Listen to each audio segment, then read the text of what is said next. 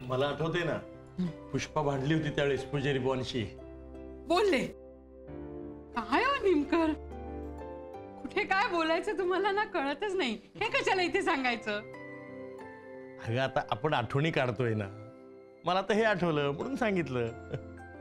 पण बघा ना, असं वाटलं तरी होतं का की आम्ही आणि सोन्याताई एकत्र कधी इथे दर्शनाला जाऊ म्हणून? हो, अगदी खरंय. हो हो ना. हे सगळे दैवी योगायोग असतात.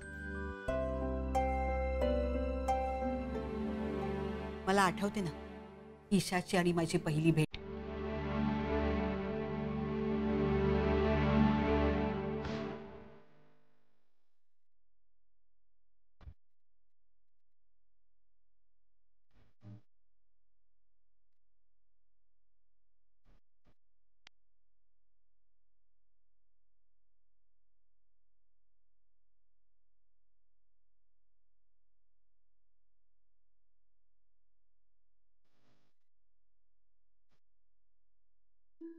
आई साहेब, मी जरा जाऊन येते. अगं बाई, तू कुठे चाललीस? आई, ते मी रूम मध्ये जाऊन येते. अगं असं काय करतेस? सतत कामात असतेस. बस ना आमच्यात. कसली घाई असते तुला आजकाल, देव जाणे. काय हो निमकर? हो ना, एक तर घाईत असते, नाहीतर कामात तरी असतीस. बस जरा. आई अगं सॉरी, पण एक एक कामं आठवली ना की मला निवांत बसून राहताच येत नाही. कामं होतील ग. आणि आता जयदीप आहे ना तुझ्या मदतीला. ऑफकोर्स. खरंय तुमचं आई साहेब, मला जयदीप भाऊजींची मदत होतेच आहे. पण मलाच इतकी कामाची सवय झाली आहे ना. तुम्ही गप्पा मारा, मी आलेच.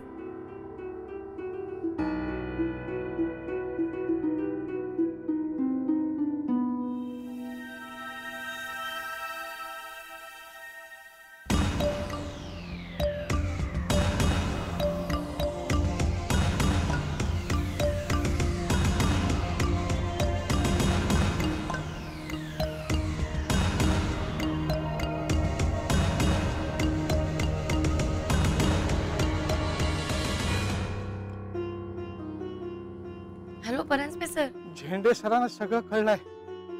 ते माझ्या मागावर आहेत. काय? हल्ली काय जॉब बदललाय का?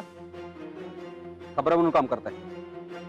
जयदीप सरांच्या केबिन मध्ये मायक्रोफोन का बसवला होता तुम्ही?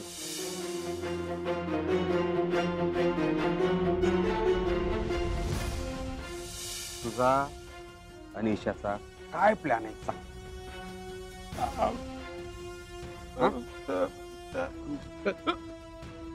झेंडे झेंडे मला मारू नका झेंडे.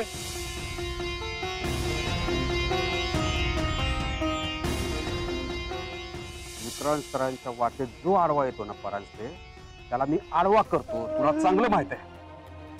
काय देवाकडे प्रार्थना करून घ्यायची असते ती करून घ्या. विक्रांत सरांशी गद्दारी नाही करायला पाहिजे तो परांजपे.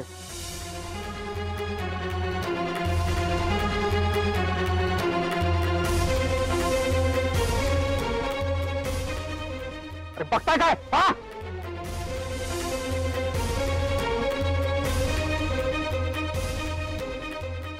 हो, पण त्यांना सगळं कळालंय. काय सांगताय परांजपे?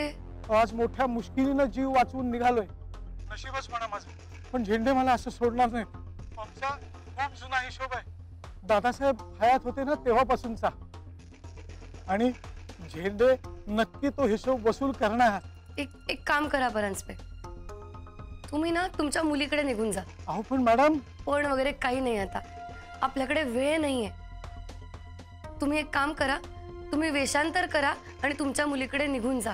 त्या झेंड्यांची नजर असणार आहे तुमच्यावर. अहो पण तुमच्या जीवालाही धोका आहे. तुम्हाला एकटीला सोडून मी कसं जाऊ? हे बघा परांजपे, तुम्ही माझी काळजी करू नका. माझ्याबरोबर भाऊजी आहेत, आई साहेब आहेत. आता तुमच्या जीवाची काळजी करणं जास्त महत्वाचं आहे तुमच्यासाठी. माझ्यापर्यंत कोणीही सहजासहजी पोहोचू शकणार नाही. त्यामुळे तुम्ही तुमच्या जीवाची काळजी करा. पण मी तुम्हाला साथ देण्याचं वचन दिलंय ना, ते कसं मोडू? परांजपे, तुम्ही ते वचन मोडत नाही आहात. तुम्ही मला दिली आहे साथ आतापर्यंत, पण आता तुमचा जीव वाचणं हे जास्त महत्वाचं आहे माझ्यासाठी. हो, जीवाची पर्वा नाही. आता खूप खूप वर्ष सोसलाय मी. तुमच्यावर परत अन्याय होता कामा नये. झेंडे आणि विक्रांतला शिक्षा झालीच पाहिजे. हो, खरं तर आतापर्यंत जगलोय ना, हा माझा बोनस समजा. परांजपे असं बोलू नका. अहो तुम्ही मला वडिलांसारखे आहात माझ्या, त्यामुळे प्लीज तुमच्या ह्या मुलीचं ऐका आणि तुमच्या मुलीकडे लवकरात लवकर निघून जा आणि स्वतःचा जीव वाचवा. तुमचा जीव माझ्यासाठी लाख मोलाचा आहे परांजपे.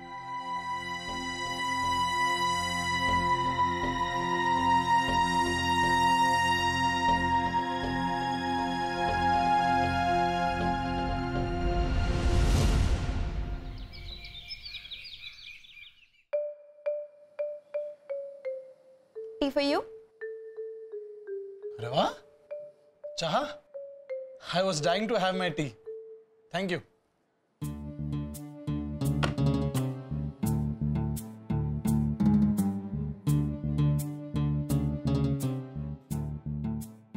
आजकाल वेळ कुठे असतो तुला कामातून? मग याचा तुला आनंदच आहे ना? ऑफकोर्स मला आनंद आहे, पण एका गोष्टीचा आनंद नाहीये मला जयदीप. कुठली गोष्ट ग? तू माझ्यापासून काहीतरी लपवतोस असं मला फील येतोय. What nonsense Sonia. आणि काही लपवायला माझ्याकडे वेळ तरी आहे का? I am extremely busy. I know that. पण परवा रात्री तू ईशाला माय फ्रेंड वहिनीऐवजी ताई म्हणालास का? रिअली? चुकून असेल. चुकून? हे बघ, माझ्या समोर तू खोटं नाही बोलू शकत. मला कळतं ते, माहिती ना तुला. तू जे काय ते खरं सांग ना.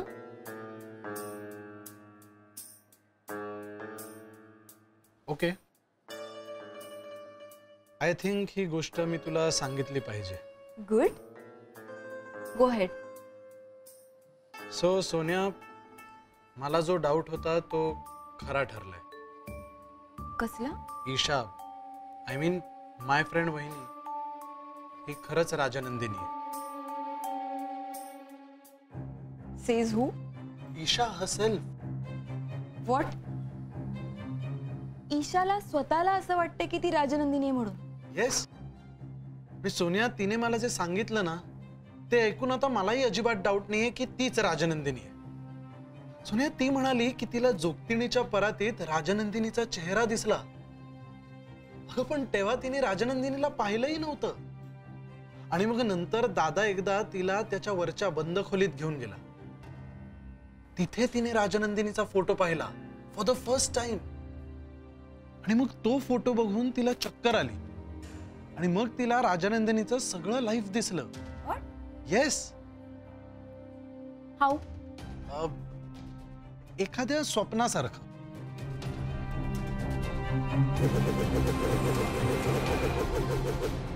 आणि तिला हे सगळं खरं वाटतंय? हो, तिला आतून वाटतंय की ती हे लाईफ जगली आहे. ओके, सो यू मीन राजनंदिनीने पुनर्जन्म घेतलाय ॲज ईशा? येस. पुष्पा, हं? बर्थ सर्टिफिकेट बदलून खरंच काही फरक पडणार आहे का ग? हो, आता हे मी कसं सांगू? आपणच आपल्या मुलीवर अविश्वास दाखवायचा. पण सोनियाताई म्हणतात तसा तिचा आजार वाढत गेला तर आपण तिच्या भल्यासाठीच करतोय ना नेमकं. माझाही पुनर्जन्मावर विश्वास नाहीये, पण माझी मुलगी जर म्हणत असेल की मी राजनंदिनीचं आयुष्य जगली तर मी तिच्यावर विश्वास ठेवेन. आणि डॉक्टरांनी सुद्धा अजून काही तसं निदान केलं नाही. हा काहीतरी वेगळा प्रकारे, एवढंच ते म्हणाले. मला तर यातलं काहीच कळत नाहीये नेमकं. एवढंच वाटतं की आपल्या मुलीला यातनं त्रास होऊ नये. अरे, पुनर्जन्मासारख्या गोष्टी नसतात रे बाबा. सोनिया, माझा तरी कुठे विश्वास होता या सगळ्यावर आधी, पण आता बसलाय. यु नो सोनिया, मी आणि ईशा एकमेकांना जशी टाळी द्यायला लागलो ना, तशीच टाळी राजनंदिनी मला द्यायची मी लहान असताना.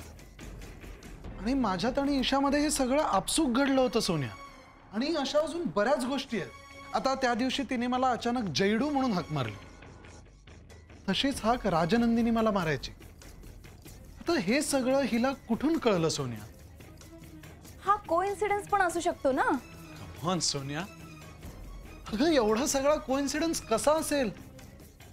आणि बाय द वे, आई साहेबांना सुद्धा विश्वास बसलाय तिच्यावर. त्या सुरुवातीपासूनच ईशामध्ये राजनंदिनी शोधत होत्या.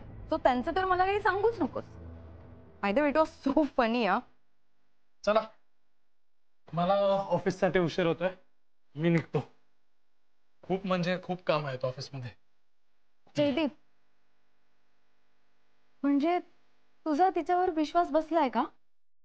Of course, I trust my friend Wien.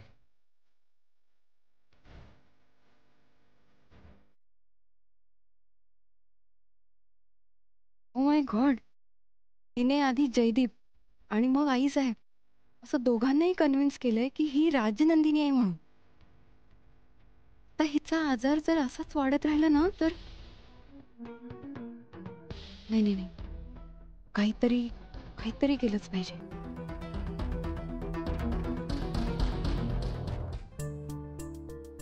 आईसाहेब, मी ऑफिसला जायला निघते. अगं थांब, परत अशी घाई सुरू झाली तुझी.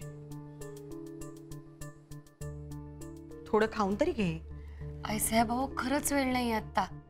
ऑफिसमध्ये जाऊन एक अर्जंट काम पूर्ण करायचंय आणि ते झालं नाही ना तर काय होईल? Good morning my friend Veni, let's go. बघ, हा पण असाच चालला. तुलाही खायचं नाहीये का? नो नो नो आई साहेब, I think we are late. चला भाऊजी. येस. राजनंदिनी,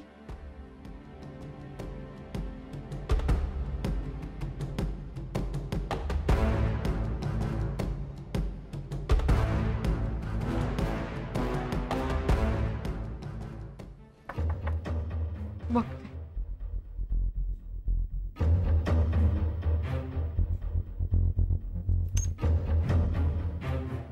या.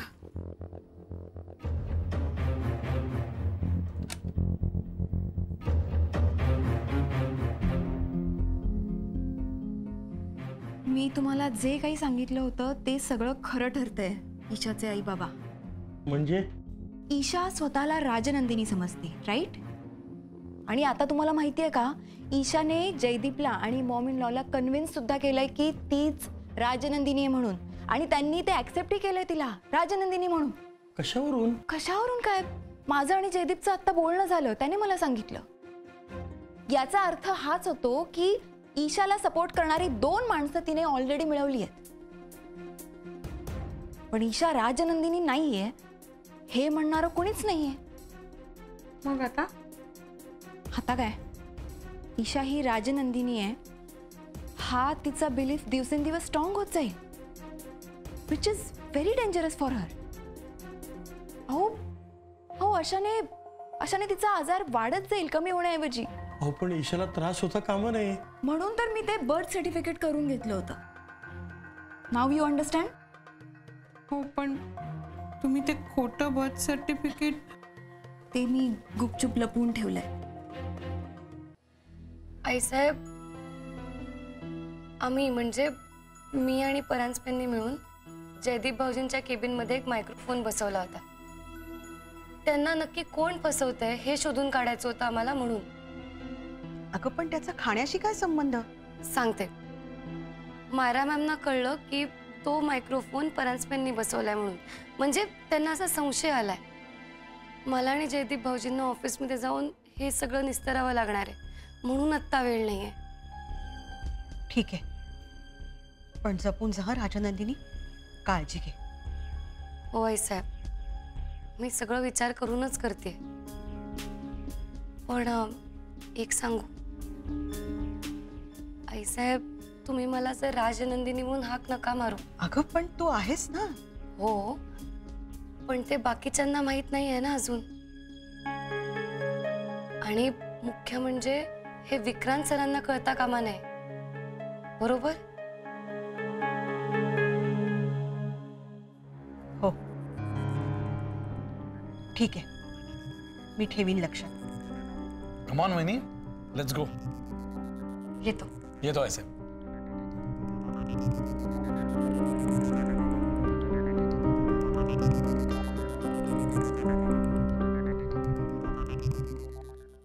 हो मी काय म्हणते, आपण ते बर्थ सर्टिफिकेट आईसाहेबांनाच जाऊन दाखवलं तर? हो. No no no, that would be a huge mistake. त्यामुळे उगाच प्रॉब्लेम वाढेल. हे बघा, आपण स्वतःहून जर ती गोष्ट त्यांना दाखवली ना तर त्यांना डाऊट नाही खेळणार. आणि बेसिकली तुम्हाला सांगू का, ईशा राजनंदिनी बनून आली आहे हे त्यांना खूप आवडतंय. तुम्ही मला जर पर्सनली विचाराल तर मला असं वाटतं की या सगळ्या गोष्टींचा मॉम इन लॉवर सुद्धा परिणाम झालाय. पण ते सर्टिफिकेट वेळेत त्यांच्या हाती कसं लागेल? For that I have a plan. You don't worry. ईशाबद्दलचे सगळे गैरसमज मी त्यांच्या मनातून काढून टाकेन. Okay, so relax. Let's see how it goes. Okay, I need to go. Thank you so much for your help. येते मी.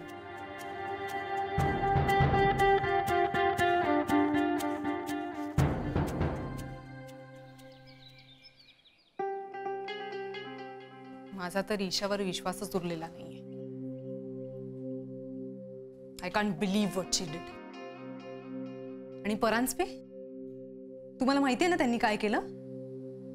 नोकरी सोडून गेलेत ते. काय? येस. आणि फक्त एक ईमेल दिलाय आपल्याला. काय सांगताय महाराज? येस झेंडे. कुठे गेलेत, का गेलेत, काहीच कळायला मार्ग नाही. जाण्याच्या आधी तुम्हाला भेटून गेलेत ते? मी 2-3 वेळा भेटण्याचा प्रयत्न केला त्यांना, हं. पण त्यांनी पळ काढला. चांगलेच वस्ताद निघाले परांजपे.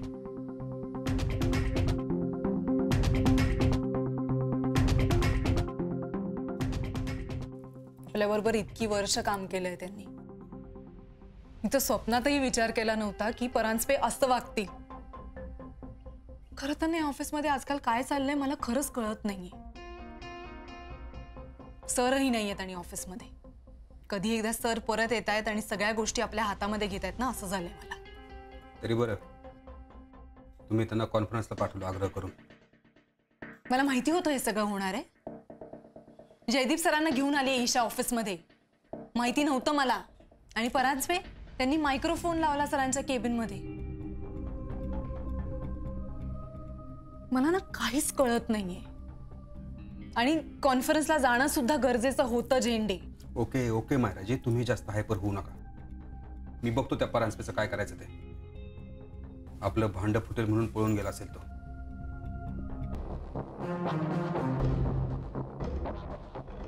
भांड फुटेल? कोणाचं भांड फुटेल? मायराजी, तुम्ही आता म्हणालात ना मायक्रोफोनचं. तुम्ही काही लपवत नाही आहेत ना माझ्यापासून झेंडे? नाही, कारण मला हे सगळं बरोबर वाटत नाहीये. मायराजी, तुम्ही एक काम करा. तुम्ही ना विक्रांत सरांना एक ईमेल पाठवा. त्यांना ना जसे असतील तसं परत या म्हणून सांगा. कॉन्फरन्स अर्धवट सोडून आलात तरी चालेल म्हणा, पण लवकर या. करा ना, ईमेल करा तुम्ही. ओके.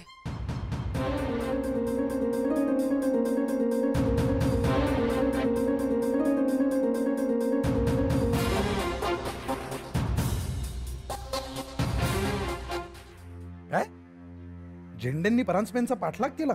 हो, आणि परांजपेंना असं वाटतंय की झेंडे त्यांचा जीव घेतल्याशिवाय त्यांना सोडणार नाहीत. ओ माय गॉड, वहिनी हे झेंडे इतके डेंजरस आहेत? मी परांजपेंना हे शहर सोडून त्यांच्या मुलीकडे जाऊन राहायला सांगितलंय. क्रॅप, मी सोडणार नाहीये झेंडेंना. भाऊजी थांबा. वहिनी, आपण सुद्धा कमी नाही आहोत. आणि मी त्यांना त्यांची मनमानी करू देणार नाहीये. भाऊजी, हे असे हायपर होऊन रिॲक्ट होऊ नका. आपल्याला सगळं शांतपणे हँडल करायला लागेल भाऊजी. वहिनी, हाऊ कॅन यू से की शांतपणे हँडल करायचंय?